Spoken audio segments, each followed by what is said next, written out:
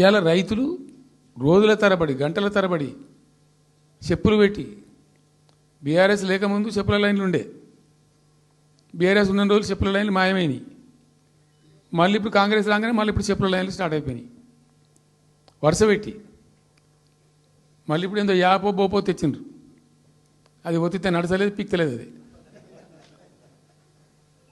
ఏ ఎరువు బస్తాకు యాప్ ఎందుకైనా నాకు అర్థం కాదు.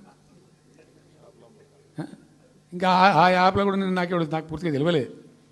నేను రాత్రి కూడా చెప్పే ఆ యాప్లో ఏముంటుందట. ఇప్పుడు నాకు పట్టుందా, అది ఎన్ని మాటలు ఇస్తారట.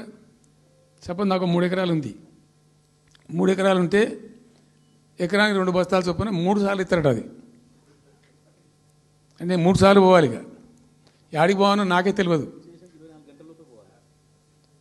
ముఠమూల యాపే దొరకదు కాలబెట్టి. అది ఏదైనా చదువుకుని పూరాన్ని పెట్టుకొని విని పట్టుకొని తిప్పలు పడదామంటే కూడా ఆ యాప్ ఒత్తితే ఏం కనబడుతుందట. యాప్ ఒత్తితే ఏం కనబడుతుందట. ఏ గోదాంలో ఎరువులు అని చెప్తారట. అంటే ఇలా గజ్వేల్లో చెప్తారు, రేపు సిద్దిపేటలో చెప్తారు, ఎల్లుండి సిరిసిల్లలో చెప్తారు. ఏ గోదాం పోవాలి, ఎటు పోవాలి.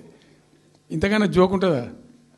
రైతులకు మండల కేంద్రంలో ఎరువుల దుకాణం ఉంటుంది, తప్పితే వాళ్ళ తాలూకా కేంద్రంలో ఉంటుంది ఎక్కువ. ఆడ సాగుకారు ఉంటాడు, ఇచ్చేటోడు ఉంటాడు, అప్పిచ్చేటోడు ఉంటాడు.